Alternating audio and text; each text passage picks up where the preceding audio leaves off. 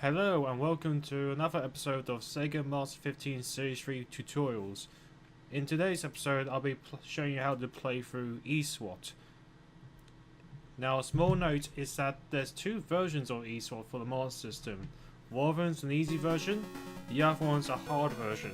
The ones that we'll be using for the run for the Master 15 race will be easy. Now, easy version allows the player's HP to be fully recovered before starting the boss fight, and you get a lot more bullets after completing each stage. The easiest way to tell if you have an official card is that once you start the game, there's a big bright red text saying arrest. If you have that text, that's the easy version. If you don't, you have the hard version. Now, this is just a straightforward game really. The game's split into two different kinds of segments. Platforming, which is barely minimal to be honest, and boss fights.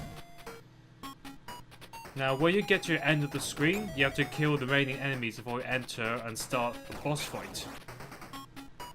Now if you're familiar with the Master System version of Ninja Gaiden, you can't really kill bosses really quickly. They have a long invincibility frame per hit.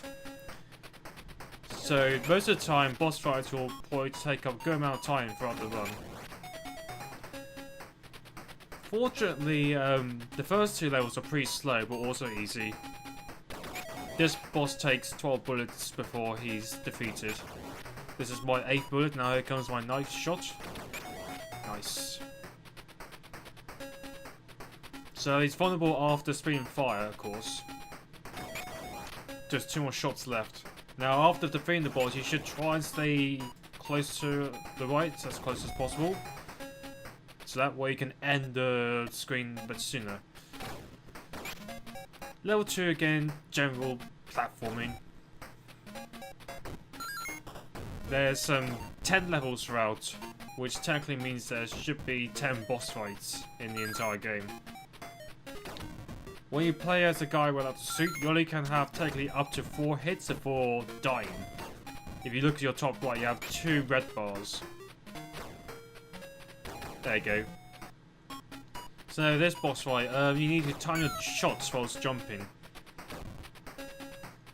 If you miss-time your shot, he'll throw a boomerang and you lose a couple of seconds. There you go, I missed this one, so you can see how much time you can lose for missing that vital shot. And there you go.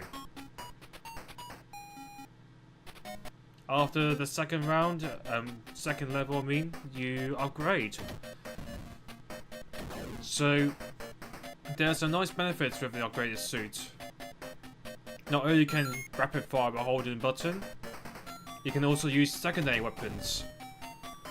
They're random floating power-ups you see at least once per stage throughout the game now, and if you push both buttons without moving the stick, you use your secondary weapon. There's 3 different secondary weapons. There's like a wave beam like shot, which isn't that great. It's a weapon I'm holding right now. The weapon drops are RNG, as far as I know, so you can get a really lucky run with a really fast time. Here's a wave beam action. It's not that powerful, to be honest. But there's 2 other weapons which are 100 times better. There's the flame pillars, which is like a full screen effect which lasts for a couple of seconds. And it's very good for boss fights to have multiple weak spots. Third and last weapon is like a double-sided spread shot. It doesn't last as long as flame pillars, but it's a really powerful weapon and it's very good against single target boss fights. So as you can see, even though I lost nearly half my life, I entered the next stage with full health. So you can be reckless when playing easy mode.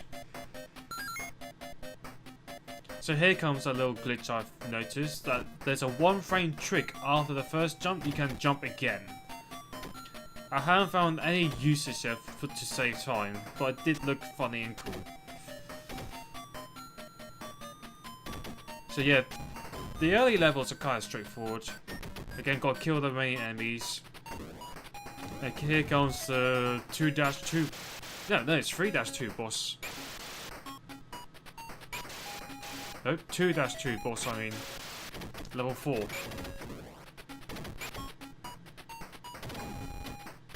As you can see, when you don't have the best weapon, boss fights can take a little bit longer than usual. And you should not try and spray and pray with your bullets, just try and shoot a few at a time. Because the invincibility frames are surprisingly lengthy.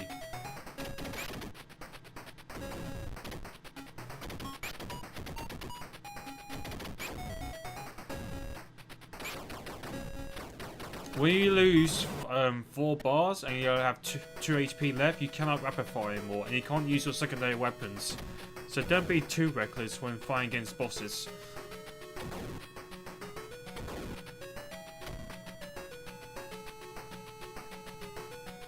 So for this level, it's ideal if the weapon RNG you pick up is the flame pillars, because the boss fight coming right up has multiple weak spots. And a flame pillar can like demolish nearly every single one very quickly without much effort. Sadly, the weapon I got instead was a spread shot, so it's not going to be great against this boss.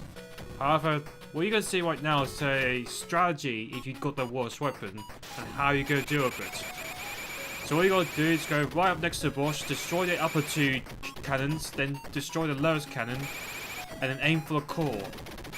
Now for this boss and 5-1, you can skip the explosion animation by jumping to the left just before the boss starts to explode.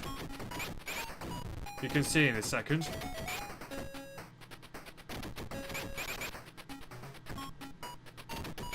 There you go.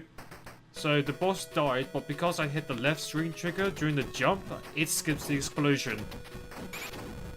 But you can see it's not truly worth it, because you could be more focused on aggression and save time that way.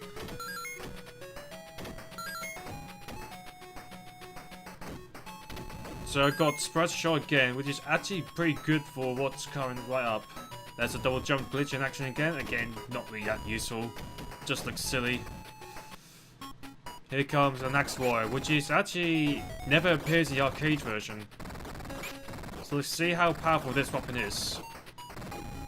5 shots. It only takes 5 shots or spread to kill it. That's how good the weapon is for single target boss fights. So 4-1 now. The next 2 boss fights are single targets, so again spread shot is the ideal weapon to take them out very quickly.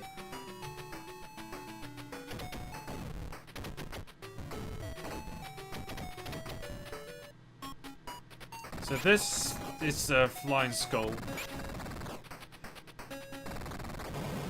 Dies in 3 hits, but there's another one you gotta take out. There's 2 of them. To play it safe, stay on the bottom right corner. Assuming the skull flies around the left half. And that's how you defeat it very quickly. 4-2. Again, because this is easy mode, easy 1 version, you can be reckless here. As long as you survive, you can start the next boss fight with max health. You shouldn't even worry about bullets because the game's very generous with bullet count in the easy version. If you're playing hard version, just be careful. So these are the robots. The Mega Drive 16-bit owners will recognize, because obviously it exposes this exoskeleton form when you deal enough damage. So I use 4 shots and then do 2 bullet shots.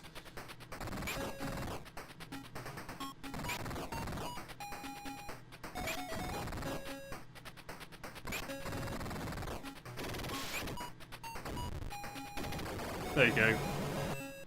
It's ideal doing it that way, since a 5th spread shot for each bot is a bit worthless.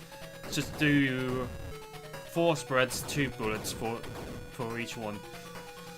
So 5-1, another boss coming right up has multiple weak spots. So flame weapon is the best weapon if RNG is on your side, that is.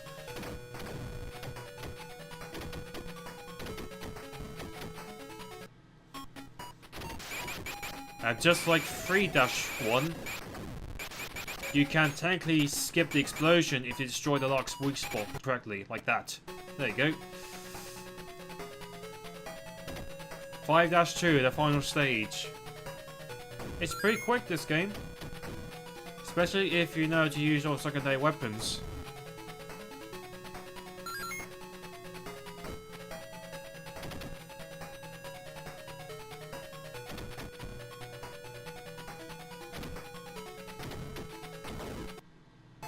So the final boss has 4 green crystals. Shoot the top left one for a few seconds, then use flame pillar, and then focus on the top right. Once that's destroyed, go to the middle. So that when, as soon as you use a flame pillar, it goes to the right, which is where the boss is standing. Flame pillar is really good against this boss because it actually goes through the barriers as well. And that's it. That's how you complete E-Swats very quickly. Again, even though this one's just under 11 minutes, weapon RNG can make the run a little bit longer or quicker even if you're really lucky with weapon drops.